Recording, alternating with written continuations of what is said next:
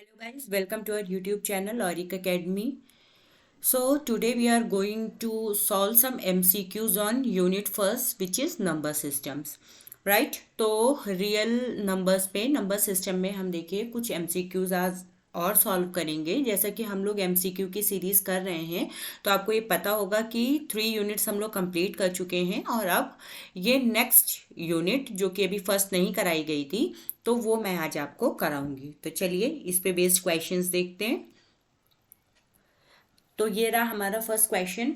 A rational number can be expressed as a terminating decimal if the denominator has factors. तो अगर आप NCERT पढ़ रहे होंगे तो उसमें आपने देखा होगा बिल्कुल स्टार्टिंग में ही ये लाइन आपको दे रखी है। अ रैशनल नंबर कोई भी रैशनल नंबर है उसको हम टर्मिनेटिंग डेसिमल्स के फॉर्म में लिख सकते हैं। कब? जब उसके डिनोमिनेटर्स के फैक्टर्स, आपको ये जो डिनोमिनेटर है अगर उसके फैक्टर्स क्या होने चाहिए तो आप ध्यान से एक बार पढ़िएगा तो देखिएगा उसमें आपको मिलेगा कि 2 और 5। अगर डिनोमिनेटर में यानी कि अगर आपने p/q फॉर्म में लिख रखा है तो जो q है अगर उसके फैक्टर्स 2 या 5 के फॉर्म्स के हैं फैक्टर्स, राइट, तो आप उसको हमेशा टर्मिनेटिंग डेसिमल्स के फॉर्म में लिख सकते हैं और इसी के हेल्प से हम उसको बताते भी हैं कि वो कितने पॉइंट्स के बाद टर्मिनेट करेगा, ये कितने डेसिमल्स के बाद टर्मिनेट करेगा। तो आई होप आप सबने ये पढ़ा होगा। अगर नहीं पढ़ा है तो भी आप लर्न कर लीजिए कि डेसिमल टर्मिनेटिंग डेसिमल में कन्वर्ट करने के लिए डिनोमिनेटर के हमेशा फैक्टर्स टू 2 की पावर में होंगे या 5 की पावर में होंगे या 2 और 5 के टर्म्स में होंगे। ठीक है, नेक्स्ट क्वेश्चन देखते हैं। Question number 2, the set A is equals to, एक ये सेट आपको दे रखा है -2 -1 0 1 2 3 4 एंड सो ऑन, और इधर भी एंड सो ऑन था, रिप्रेजेंट्स दिस सेट ऑफ। तो मैं थोड़ा सा आपको याद करा दूं कि अगर होल नंबर्स होते हैं तो होल नंबर्स में सबसे पहले नेचुरल नंबर की बात करते हैं। नेचुरल नंबर्स क्या होते हैं? जिसमें 1 2 3 4 एंड सो ऑन यानी कि काउंटिंग नंबर्स होते हैं। फिर अगर हम होल नंबर्स की बात करते हैं तो नेचुरल नंबर में अगर हम 0 को ऐड कर देते हैं तो वो हमारा क्या बन जाता है? होल नंबर्स बन जाते हैं। ठीक है, इंटीजर्स की अगर हम बात करें तो अगर होल नंबर्स में सारे टर्म्स के माइनस साइन के साथ भी लिखे हुए हैं सारे टर्म्स तो वो हमारे क्या बन जाते हैं? इंटीजर्स बन जाते हैं। जैसे -4 -3 -2 -1, जैसे हम नंबर लाइन पर रिप्रेजेंट करते हैं उसी फॉर्म में मैं लिख रही हूँ। ठीक है, एंड सो ऑन। ठीक, और जो इवन नंबर्स होते हैं तो वो तो आपको पता होगा कैसे लिखे जाते हैं, 2 4 6 8 एंड सो ऑन। ठीक है, तो अभी ये सेट आपसे पूछा था ये रिप्रेजेंट दिस सेट ऑफ, तो आपको क्लियरली दिख रहा होगा क्या आ जाएगा? इंटीजर्स। तो ये आपको याद होने चाहिए। इस टाइप का कोई भी सेट दे करके आपसे पूछा जा सकता है कि दिस रिप्रेजेंट्स विच सेट, तो आपको पता होना चाहिए कि होल नंबर्स में क्या आता है, इंटीजर्स में क्या आता है, नेचुरल नंबर्स में क्या आता है, इवन या ऑड नंबर्स भी क्या होते हैं। ठीक है, नहीं पता है तो आप ये देख लीजिए, आपको अच्छे से लर्न हो जाएगा। चलिए नेक्स्ट देखते हैं। ये क्वेश्चन नंबर 3 है। देखिए एचसीएफ एलसीएम में बहुत कंफ्यूजन हो जाता है। ठीक है, तो मैं आपको एक बार बता दे रही हूँ, जब भी आप एचसीएफ लिखेंगे तो आप उनमें जो सबसे बड़ा कॉमन फैक्टर होगा वो आप लिखेंगे। ठीक है, तो देखिए जैसे ये 39 लिख रखा है तो 39 के पहले फैक्टर्स निकाल लेते हैं। तो 3 से डिविजिबल है, 3 1 जा 3 3 3 जा 9 देन 13। तो अगर आप 39 को लिखेंगे इसके फैक्टर्स के फॉर्म में तो आप क्या लिखेंगे? 3 इंटू 13। ठीक है, अब यहाँ पे आपका है 78। तो अगर 78 के आप फैक्टर्स करेंगे तो पहले 2 से डिविजिबल है तो 2 3 जा 6, कैरी एक यहाँ पे आ गया 9, देन फिर ये 39 है तो 3 देन 13। ठीक है, तो ये आपका क्या हो जाएगा? 78 इज इक्वल्स टू 2 × 3 × 13। तो जो भी कॉमन है केवल वो आपको लिखना है। ठीक है, तो अगर इसके हम एचसीएफ की बात करें, एचसीएफ की बात करें तो ये क्या आ जाएगा? देखिए इसमें क्या कॉमन है? 13 कॉमन है, 13 लिख लीजिए 13, और फिर क्या कॉमन है? 3 कॉमन है। तो जो कॉमन होगा बस आप वो ही लिखेंगे। ठीक है, इंटू 3, तो ये क्या आ जाएगा आपका? 30 9। तो इसका आंसर क्या हो जाएगा 39। जबकि अगर हम एलसीएम निकाल रहे होते तो हम 3 × 13 × 2 भी ये लिखते हैं ना। तो इसका अगर एलसीएम हम निकाल रहे होते तो एलसीएम हो जाता है इसका 78। लेकिन क्योंकि हम एचसीएफ निकाल रहे थे तो इसलिए एचसीएफ में केवल कॉमन्स लिखते हैं, तो इसलिए इसका एचसीएफ क्या हो गया 39 हो गया। ठीक है, तो अब आप समझ गए होंगे। वैसे आप कुछ और नंबर्स ले लीजिएगा, उनके एलसीएम और एचसीएफ निकाल के देख लीजिएगा। ठीक है, चलिए नेक्स्ट करते हैं। क्वेश्चन नंबर 4 देखिए क्या है। ये कह रहा है for any two positive integers A B H C F into LCM is equals to. तो आपको एक फॉर्मूला हमेशा ध्यान रखना है क्या, कि जो दो नंबर्स दे रखे हैं अगर उन्हीं का एच सी एफ और एलसीएम भी आपको दे रखा है तो हमेशा H C F into L C M same number का होना चाहिए। ठीक है, इज इक्वल्स टू क्या हो जाता है ए इंटू बी। जिसका एलसीएम दिया हो, जिसका एचसीएफ दिया हो, अगर उन्हीं दोनों नंबर, तो इनका एचसीएफ और एलसीएम किसके बराबर हो जाता है, उन्हीं नंबर के मल्टीप्लाई के। या अगर दो नंबर का मल्टीप्लाई दिया है तो वो किसके बराबर हो जाता है, उसके एचसीएफ इंटू एलसीएम के मल्टीप्लाई के। ठीक है, तो ये क्या पूछ रहा है, एचसीएफ इंटू एलसीएम किसके इज इक्वल्स टू हो जाएगा, तो उनके मल्टीप्लाई के इज इक्वल्स टू हो जाएगा, यानी कि option D is correct option. अच्छा, इसमें कुछ और भी दिया जा सकता है, जैसे कोई भी दो नंबर्स आपको दिए होते और फिर वो नंबर्स आपसे पूछे जा सकते थे, राइट। तो हमको यही फॉर्मूला यूज करना है और इसमें से कोई भी 3 क्वांटिटीज आपको दी हुई होंगी, फोर्थ आपसे पूछी जा सकती है। तो इसके क्वेश्चंस हम कुछ प्रैक्टिस और करेंगे। ठीक है, चलिए आज नेक्स्ट क्वेश्चन देखते हैं। ये देखिए क्या कह रहा है, which of the following is not irrational. तो इरेशनल आपको बताना है कि कौन इरेशनल नहीं है। इरेशनल नहीं है का मतलब कैसा है, रैशनल है। ठीक है, नॉट इरेशनल का मतलब है कि कौन सा रैशनल है। तो देखिए, अगर इरेशनल नंबर किसी में ऐड किया जाता है या किसी नंबर से सब्ट्रैक्ट कर दिया जाता है तो हमेशा वो क्या बना देता है, इरेशनल ही बना देता है। इरेशनल में आप कोई भी या रैशनल नंबर कोई भी आप ऐड करें या सब्ट्रैक्ट करें, वो हमेशा क्या बना देता है, इरेशनल बना देता है। तो देखिए, ये रैशनल नंबर है बट ये इरेशनल है, इसमें ऐड किया गया तो इसने इसको क्या बना दिया, इरेशनल बना दिया। इसी तरीके से 3 रैशनल था, इसमें से 5 √5 यानी कि ये रैशनल नंबर सब्ट्रैक्ट किया गया तो इसने इसको क्या बना दिया, इरेशनल बना दिया।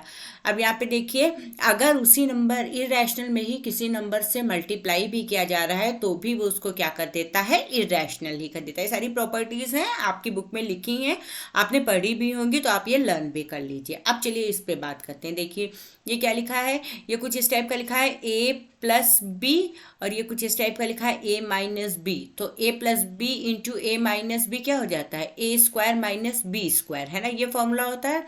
तो अगर इसी को हम इसी फॉर्म में लिखना चाहे तो ये क्या हो जाएगा, 2 का स्क्वायर माइनस और √3 का स्क्वायर। ठीक है, तो ये 2 का स्क्वायर क्या हो गया 4 माइनस √3 का स्क्वायर क्या हो जाएगा 3, तो 4 - 3 1 हो गया। तो ये कैसा हो गया, 1 क्या है, रैशनल है। तो इसका मतलब है कि ये इरेशनल नहीं है। तो इसका ऑप्शन क्या हो जाएगा, सी इज करेक्ट ऑप्शन। ठीक है, तो आपको आई होप समझ आ गया होगा। नहीं समझ में आया तो कमेंट बॉक्स में जाके कमेंट करिएगा, तो मैं दोबारा से बता दूंगी। चलिए नेक्स्ट क्वेश्चन देखते हैं। ये क्या कह रहा है, the least number that is divisible by all the numbers from 1 to 5। तो देखिए, जब भी लीस्ट नंबर के बारे में पूछेगा और डिविजिबल बाय किसी नंबर के बारे में पूछेगा तो हमें क्या करना होगा, एलसीएम निकालना होगा। ठीक है, जिस नंबर से जिस नंबर तक पूछ रहा है सभी नंबर्स का। तो देखिए ये 1, तो 1 को तो 1 ही लिख सकते हैं। 2 को क्या लिख सकते हैं, 2 × 1। 3 को क्या लिख सकते हैं, 3 × 1।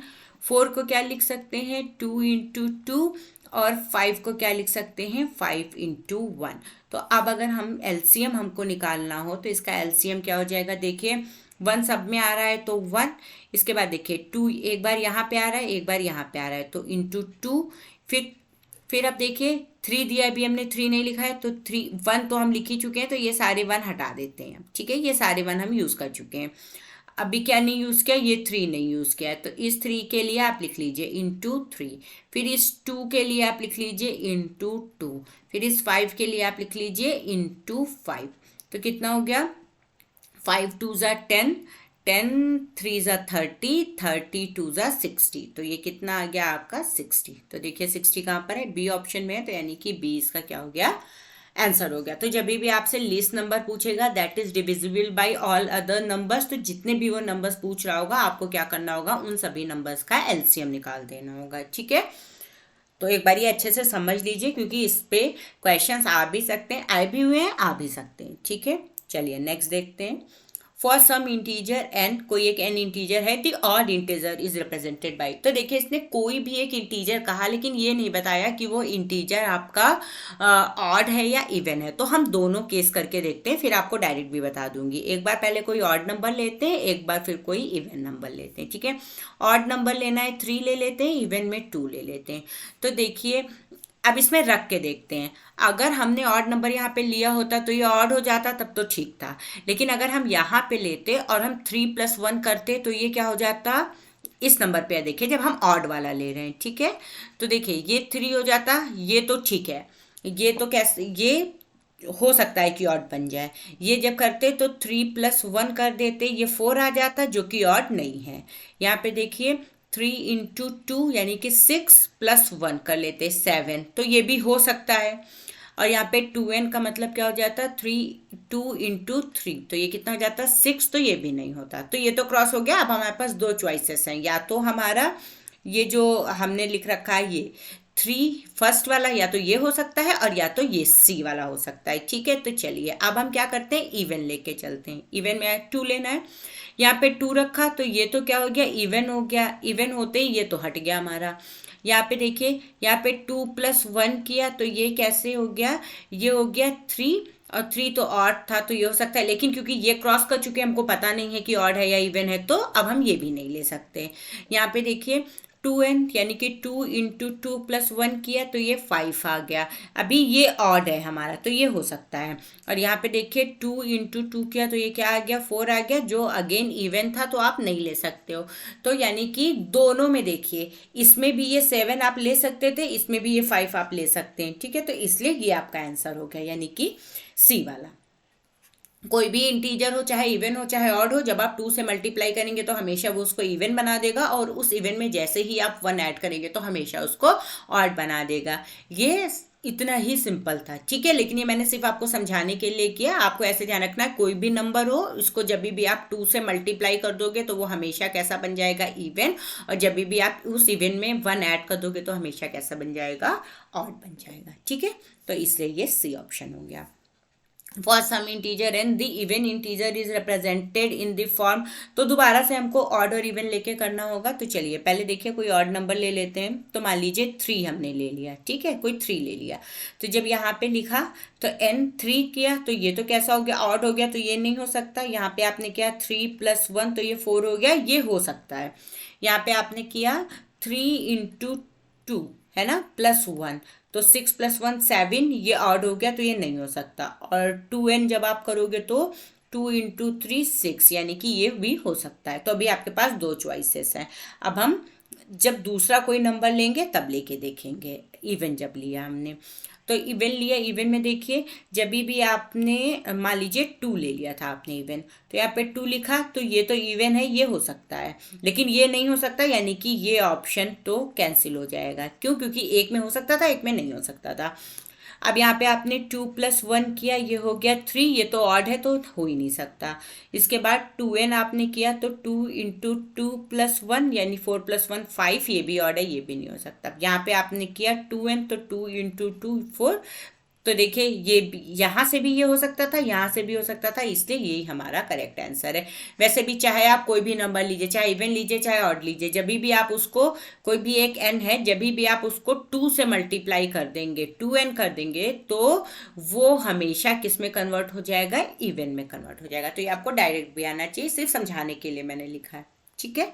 तो आई होप अब आपको ये सब समझ आ गया होगा। ये देखिए Euclid's lemma, very very important question. आपको ये लर्न होना चाहिए with the formula, direct language में भी याद होना चाहिए। Euclid's division lemma state that for two positive integers a and b there exists unique integer q and r such that a is equals to bq plus r where r must satisfy r क्या होना चाहिए। तो आप r के लिए ये direct है, आपको ये याद होना चाहिए कि रिमाइंडर r कोई क्या बोलते हैं, हो सकता है r पूछ ले, हो सकता है आपसे यहाँ पे रिमाइंडर भी पूछ ले, ठीक है। तो r हमेशा क्या होना चाहिए, 0 से बड़ा या बराबर हो सकता है लेकिन b से छोटा होना चाहिए, ठीक है। इस b से ये r हमेशा छोटा होना चाहिए और 0 के बराबर या 0 से बड़ा हो सकता है। रिमाइंडर 0 हो सकता है, जैसे अगर आप 4 से डिवाइड कर रहे हैं तो रिमाइंडर 0 हो सकता है, 1 हो सकता है, 2 हो सकता है, 3 हो सकता है ना, 4 नहीं हो सकता क्योंकि अगर 4 या 4 से बड़ा होगा तो फिर से डिवाइड हो जाएगा, ठीक है। तो आपको ये ध्यान रखना है, 0 से लगा करके b के बीच में होगा और 0 के इक्वल हो सकता है बट b के इक्वल कभी नहीं हो पाएगा वरना वो डिविजिबल हो जाएगा, ठीक है। इसी यूक्लिड लेमा पे ये क्वेश्चन दे रखा है, देखिए the values of the remainder R के लिए पूछा है। When a positive integer A, कोई भी एक नंबर ए है, इज डिवाइडेड बाई 3, अगर 3 से डिवाइड किया जा रहा है तो उसका रिमाइंडर क्या होगा। तो आपको ये पता है रिमाइंडर हमेशा 0 से के बराबर या उससे बड़ा हो सकता है, लेकिन हमेशा ये जो b है, ये 3 क्या है, b है, लेकिन इस b से हमेशा छोटा रहेगा। तो 0 के बराबर हो सकता है या बड़ा हो सकता है लेकिन b, तो 3 से छोटा नंबर क्या हो जाएगा। और ये भी आपको पता है कि वो पूरा क्या होना चाहिए, होल नंबर्स होने चाहिए, ठीक है, इंटीजर्स होने चाहिए। तो क्या हो जाएगा, 2 हो जाएगा ना, 3 के जस्ट पहले 2 आएगा। तो 0 के बराबर या 0 से बड़ा लेकिन 2 से छोटा। तो अब नंबर्स लिख लीजिए, क्या हो जाएगा, 0 1 2, देखिए कहीं पे दे रखा है 0 1 2, ये ए। बात समझ में आ गई। और अगर आप इसको एग्जाम्पल से समझना चाहें तो एग्जाम्पल से आप ऐसे समझ सकते हैं, जैसे मान लीजिए 4 ले लेते हैं, 5 ले लेते हैं और 6 ले लेते हैं, इसको 3 से डिवाइड करते हैं, करिए 3 1 जा 3, तो ये रिमाइंडर कितना बचा 1।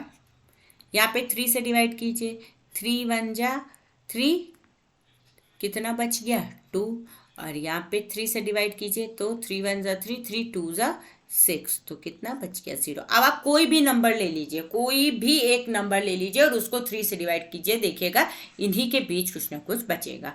क्योंकि जैसे ही आप 7 लिखोगे तो 1 आ जाएगा, जैसे ही आप 8 लिखोगे तो 2 आ जाएगा, 9 लिखेंगे फिर से 0 हो जाएगा। तो यानी कि ये इसी टर्म्स में चलता रहेगा, रिमाइंडर हमेशा 0 1 या 2 ही बचेगा। और अगर ऐसा नहीं बचता है तो इसका मतलब है आपने कुछ गलत किया है, ठीक है। तो आई होप ये सब आपको अच्छे से समझ में आ गया होगा। देखिए क्योंकि एमसीक्यू बेस्ड है इसलिए आपको एमसीक्यूज अच्छे से प्रिपेयर करना चाहिए। और हमारे इस चैनल पे हमने 10th के केमिस्ट्री के और मैथ्स के सारे एमसीक्यूज डाल रहे हैं धीरे धीरे करके। और अगर आप 12th के भी एमसीक्यूज आपको चाहिए तो 12th के भी AIEEE के और IITs के, नीट के, इन सब के एमसीक्यूज पढ़ रहे हैं। तो गाइस आप वहाँ यहाँ से पढ़ना स्टार्ट कर सकते हैं और ये डैम श्योर है कि आपको सब अच्छे से समझाया जाएगा और आपको अच्छे से समझ में भी आएगा। स्टिल अगर आपकी क्वेरी कोई रह जाएगी तो वो भी सॉल्व की जाएगी। तो I hope you like this effort of making learning easy. Guys, do like, share and subscribe. Thank you.